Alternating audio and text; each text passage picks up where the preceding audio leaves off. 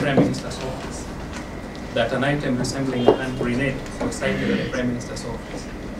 Following the report, the bomb disposal unit moved to the Prime Minister's office.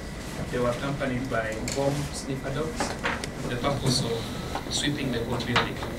On physical examination, the grenade was found on the basement of the PM's, the Prime Minister's office, and the grenade was identified to be a replica of a standard hand grenade designed for training, for use in both training and operation.